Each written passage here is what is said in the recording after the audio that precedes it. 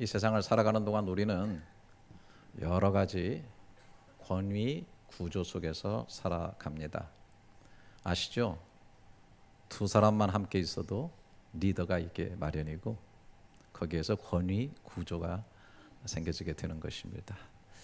오늘 이 자리에 예배하러 나오신 여러분, 제가 좀 부족하고 또 연약하지만은 하나님께서 저에게 주시는 예배를 인도하는 그 권위 아래 여러분들이 계시고 저를 따라서 같이 이렇게 주님을 예배하고 있지 않습니까?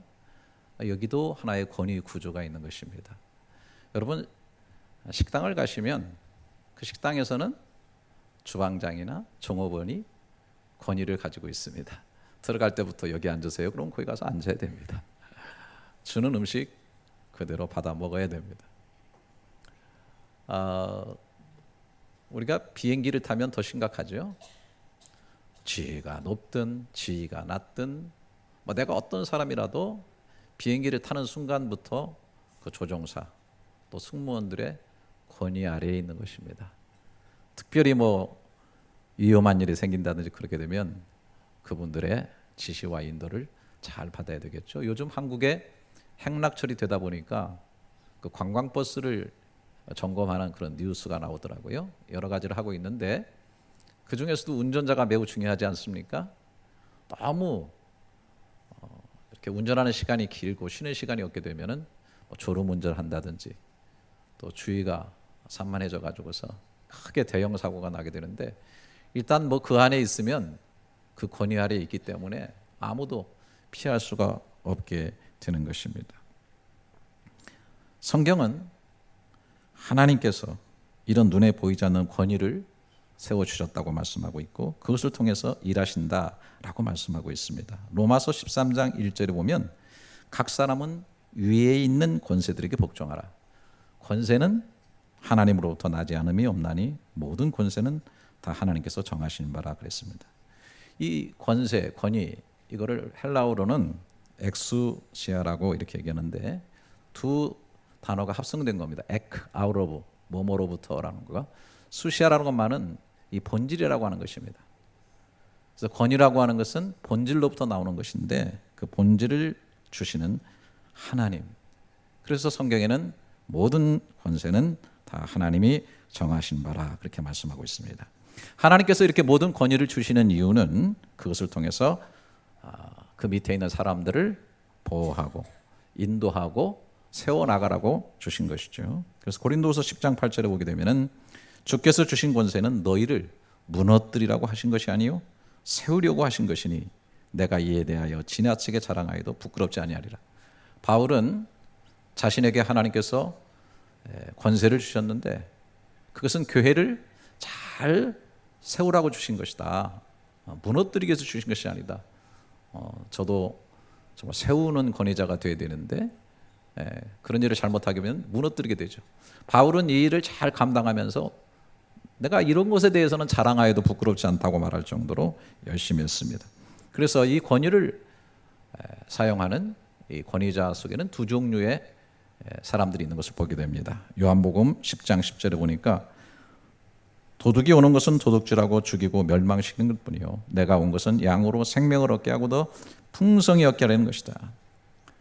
그러니까 그 양을 키우는 그 바운더리가 있는데 그 안에도 도둑질하고 죽이고 멸망시키는 권위를 가진 자가 오기도 하고 생명을 얻게 하고 더 풍성히 얻게 하는 권위가 있다라고 하는 것입니다.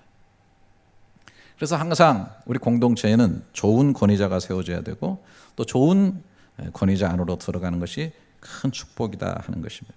그런데 이 모든 세상의 권위의 가장 기초 단위가 가정인 것입니다. 여기에는 자동으로 권위자가 세워지고 그 권위 아래에서 사는 또 그 안에서 훈련되어지며 다른 권위자로 키워져가는 그런 사람들이 같이 이렇게 공동체로 있는 것이 바로 가정이라고 하는 것입니다. 오늘 본문이 그것을 우리에게 말씀해 주고 있습니다. 6장 1절부터 다시 보시면 자녀들아 주 안에서 너희 부모에게 순종하라 이것이 옳으니라 내 아버지와 어머니를 공경하라 이것은 약속이 있는 첫 계명이니 이로써 내가 잘되고 땅에서 장수하리라 또 아비들아 너희 자녀를 노엽게 하지 말고 오직 주의 교훈과 훈계로 양육하라. 사람이 태어나서 처음으로 만나는 권위가 바로 부모라고 하는 것입니다. 부모를 통해서 태어나고 길림을 받고 필요한 것들을 공급받습니다. 이것을 다시 성경적으로 표현하면 이렇죠. 하나님께서는 부모라고 하는 권위를 세우셔서 생명을 주시고 또 양육해 하시고 또 그 권위를 통해서 필요한 것들을 공급하고 계시다는 것입니다. 그래서 적어도 우리가 하나님을 믿는 부모라고 한다면 꼭 놓치지 않냐고 붙잡아야 될 중요한 사실이 있어요. 자식은 내 것이 아니라는 것입니다. 주님의 생명이며 주님의 자녀인데 이것을 하나님께서 권위를 주셔서 부모라는 권위를 주셔서 맡아서 양육하는 청지기의 역할을 해야 되는 것입니다. 그래서 부모가 해야 되는 최종적인 역할은 내 자녀가 그 생명을 주신 그 하나님을 만나고 그 하나님과 결국은 고착될 수 있도록 해야 된다고 하는 것입니다. 근본적으로 자녀가 내게 고착되는 것이 아니라 하나님께 고착되고 하나님과의 관계를 잘 맺으며 살 수 있도록 해야 한다는 것이죠. 지난번 제가 한국 갔을 때 그 아버님을 모시고 동네 가까운 식당에 가서 좀 식사를 하려고 갔어요. 그런데 그 옆 테이블에 꼬마 아들과 그 딸을 가진 아주 젊은 부부가 앉아 있었는데 계속 큰 소리 얘기하는 겁니다. 두 부부가 아빠가 좋아? 엄마가 좋아? 아직도 그런 거 하면서 노는 부모가 있다니 참 아이를 두 편으로 갈라놓고 말이죠. 딸은 엄마가 좋다고 아들은 뭐 아빠가 좋다 그러니까 막 그걸 또 경쟁을 붙여가지고 그렇게 하는 걸 볼 때 야, 여러분 하나님 좋아하게 키우시기를 주님의 이름으로 축원합니다. 아빠 닮았어, 엄마 닮았어 이거는 너무 저차원적인 교육입니다. 하나님 닮게 키우시기를 축원합니다. 그래서 늘 얘기를 하셔야 돼요. 하나님 닮은 우리 아이, 우리 하나님 형상으로 지어진 존재 아닙니까? 오늘 본문에 보면 부모에게 하나님께서 그 권위자에게 명령하고 계신 내용이 나오는데요. 4절에 보면 또 아비들아 너희 자녀를 노엽게 하지 말고 오직 주의 교훈과 훈계로 양육하라 그렇게 얘기를 하고 있습니다. 그 노엽게 하지 않는다는 게 뭔가 이것을 제대로 알려면 뒤에 연결된 말씀을 봐야 되죠. 주의 교훈과 훈계로 양육하라는 것이에요. 다시 말해서 정말 부모가 자녀를 상처 주고 노엽게 하고 평생 분노 속에 살아가게 하는 것은 뭐냐면 일정한 원리와 원칙이 없는 것으로 대하는 것입니다. 기분과 감정과 상황에 따라서 일정한 패턴 없이 대하고 특히 교훈뿐 아니라 훈계하고 혼내는 것 이런 것 전부 다 원리 없이 그 기분에 따라서 감정적으로 하게 될 때 아이들은 어디에 맞추어 살아야 되는지 혼란을 갖게 된다는 거예요. 가치관의 혼돈을 겪게 되고 결국 정체성의 혼돈을 가져오게 되는 거예요. 정서와 정신건강에 치명적인 아픔을 받게 되고 평생 상처와 분노의식을 갖게 되는 것입니다.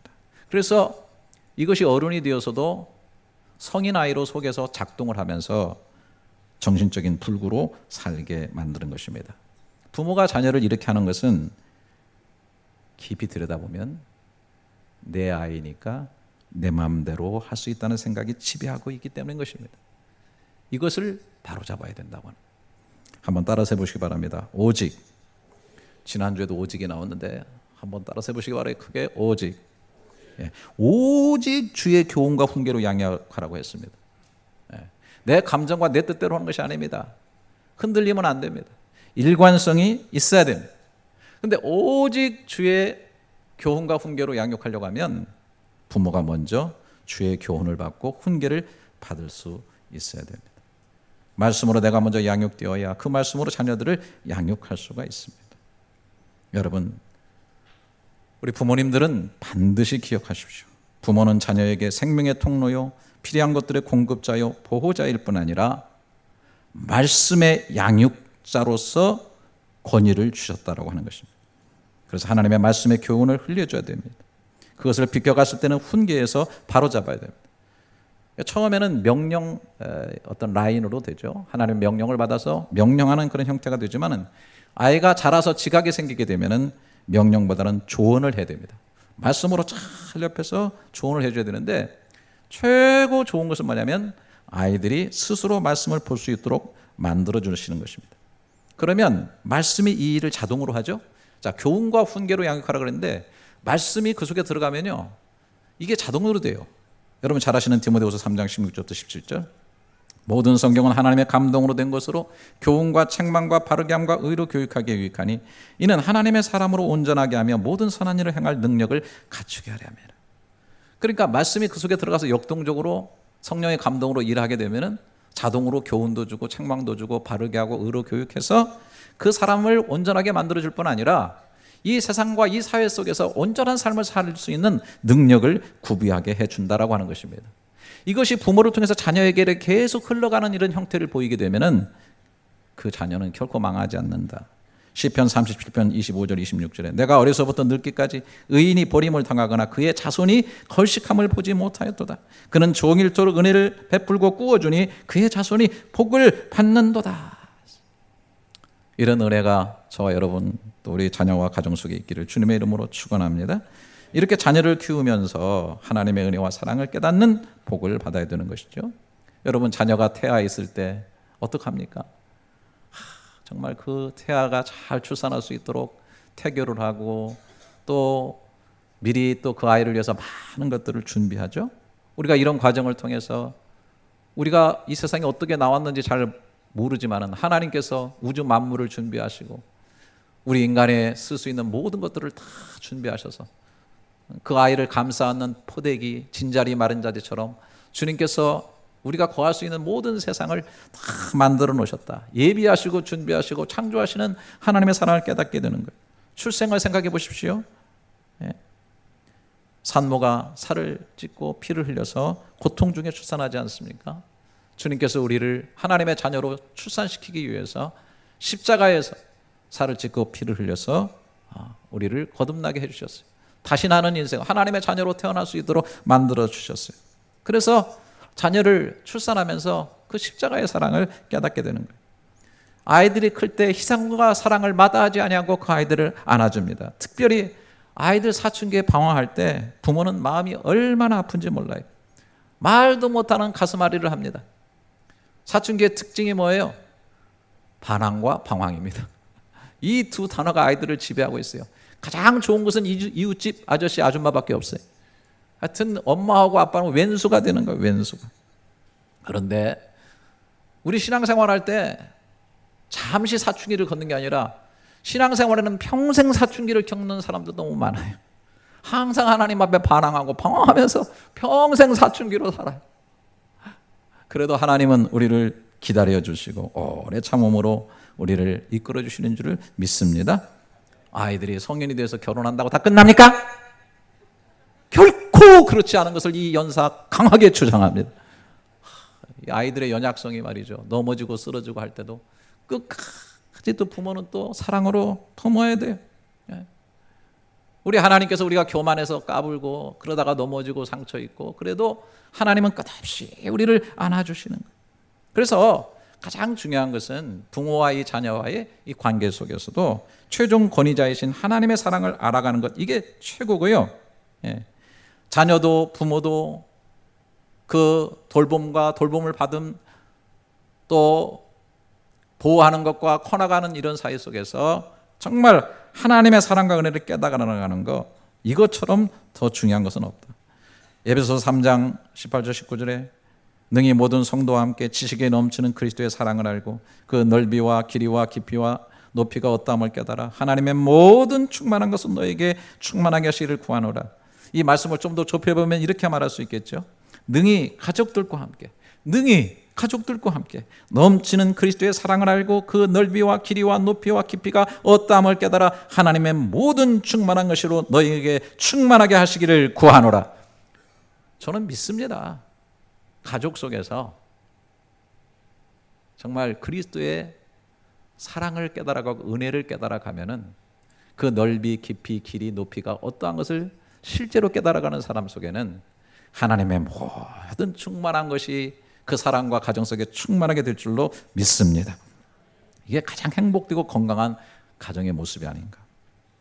자, 이제는 아비들아 했으니까 자녀들아, 1절 2절에 자녀들아 주 안에서 너희 부모에게 순종하라. 이것이 옳으니라. 내 아버지와 어머니를 공경하라. 이렇게 되어 있습니다. 여기 순종하라, 공경하라. 왜 그래요? 그 부모님에게 하나님의 권위가 있다는 것을 인정하라는 것입니다. 그래서 단서가 붙어 있어요. 잘 아시죠? 한번 따라서 해보겠습니다. 주 안에서. 주 안에서라고 하는 단서가 여기 주님 아닙니까? 주님 안에서. 이 모든 것의 주가 하나님이시라는 겁니다.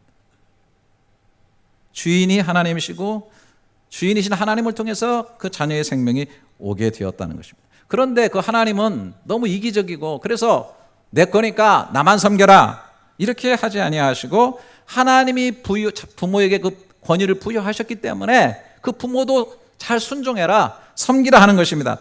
단서가 붙어 있었죠. 주 안에서 주님 뜻 안에서 섬겨라 하는 거예요. 여러분 부모가 도둑질 시키면 해야 되겠습니까? 부모가 살인하라면 해야 되겠습니까? 부모가 이단으로 가자면 가야 되겠습니까? 그런 건 아니죠. 주 안에서 순종하는 것이 필요합니다. 그런데 2절 내 부모를 공경하라는 말에는 제한이 붙어 있지 않습니다. 여러분 때때로 우리가 너무나 그 하나님의 뜻에 빗나가기 때문에 어쩔 수 없이 위에 있는 권위에게 우리가 순종하지 못할 때도 있어요. 근데 여러분 우리가 꼭 알아야 될 것이 있어요. 공경하는 태도는 버리지 말아요. 내가 피치 못해서 순종하지 못하는 경우도 있겠지만은 공경의 태도는 버려서는 안 돼요. 그런데 의외로 많은 사람들이 위에 있는 권위들에게 너무 많은 상처들을 받고 살아왔어요. 특히 스승과 특히 선배, 특히 부모에 대한 상처와 아픔들이 굉장히 많습니다. 그것 때문에 평생 인격 장애를 가지고 살아가는 사람도 많습니다. 그러나 끝까지 용서하고 사랑해야 되고 끝까지 공경하는 자세를 가져야 된다는 것입니다. 여러분 흔히 듣는 얘기가 있죠. 어떤 아이가 하도 공부를 안 하니까 야 이 녀석아 공부 좀 해라. 링컨은 어렸을 때 말이 진짜 아무것도 없는 그 오두막살이 집에서 열심히 불을 끄지 않냐고 불을 밝혀가면서 공부해가지고 훌륭한 사람 되지 않았냐 그랬더니 아들이 눈을 치켜뜨면서 아빠 링컨은 아빠 나이에 대통령 했어. 정신 차려. 이런 것을 하지 말라는 겁니다. 아이들이 요즘 너무 똑똑해져가지고 말이죠. 부모들한테 그렇게 대드는 무리한 태도 취하는 겁니다. 그 어버이 주일을 맞이하면 어떤 교회는 늘 아이들을 이렇게 불러내가지고 설교하기 전에 이게 성경을 봉독하게 했는데 아이가 막 너무 떨다가 2절 내 어머니와 아버지와 어머니를 공경하라는 말씀을 내 아버지와 어머니를 공격하라. 웃는 얘기지만요. 참 이 땅에는 아버지와 어머니를 공격하는 이런 나쁜 놈의 스키들이 얼마나 많은지 몰라요. 잘났다고. 여러분 하나님께서 세우신 권위에 대해서는 공경하는 태도를 잃지 않기를 바랍니다. 예수님께서도 육신을 입고 세상에 계실 때는 부모님에 대해서 순종하는 삶의 모습 누가복음 2장 51절에 예수께서 함께 내려가사 나사렛에 이르러 순종하여 받드시더라. 하나님 아버지에 대해서는 어떻게 했습니까? 빌립보서 2장 6절부터 8절에 그는 근본 하나님의 본체시나 하나님과 동등됨을 취할 것으로 여기하시니 오히려 자기를 비워 종의 형체를 가지사 사람들과 같이 되셨고 사람의 모양으로 나타나사 자기를 낮추시고 죽기까지 복종하셨으니 곧 십자가에 죽으심이라. 하나님 아버지에 대해서 이 아들 예수께서 죽기까지 복종하셨다. 그래서 하나님 아버지께서 이렇게 자기 뜻을 따라서 세상에 내려간 그 아들이 요단강에서 세례를 받을 때 컨펌을 해주셨어요. 마가복음 1장 11절에 하늘로부터 소리가 나기를 너는 내 사랑하는 아들이라 내가 너를 기뻐하노라. 여러분 우리 가정들이 다 그렇게 될 수 있기를 바라요.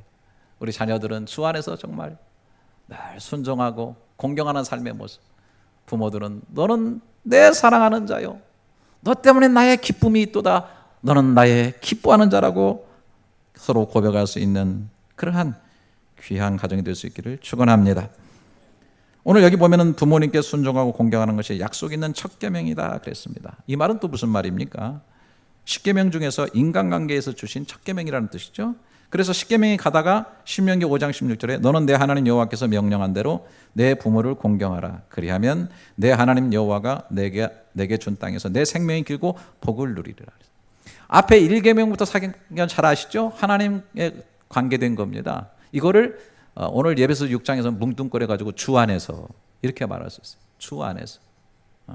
그리고 오늘 5계명이 인간관계가 시작되는 그 첫 번째 5계명이 부모님을 순종하고 공경하라는 것인데, 이 계명은 한번 따라서 보세요. 약속이 있는 첫 계명. 여기는 약속이 들어요. 하나님께서 이 계명에는 약속을 걸어주셨다. 무슨 얘기입니까? 그렇게 하면 내가 너를 잘되고 장수하게 해주겠다. 이 약속이 들어있는 것이다. 여러분, 늘 말씀드리지만은 지질이 힘들고 고통스러운 나날들을 오래 산다면 그건 저주가 될 겁니다. 너무 행복하고 너무 좋은데 너무 짧다면 좀 안타깝겠죠. 잘 되는 것이 오래된다면 얼마나 좋을까요? 이 축복을 약속으로 주는 거예요. 너희가 이러한 삶을 살 때, 이 계명을 잘 염두에 두고 지켜나갈 때에 이 약속이 너희 것이 되고 너희 속에 이루어질 것이다 라는 것입니다. 자, 그 사실을 다시 좀 깊게 살펴보기를 원하는데요.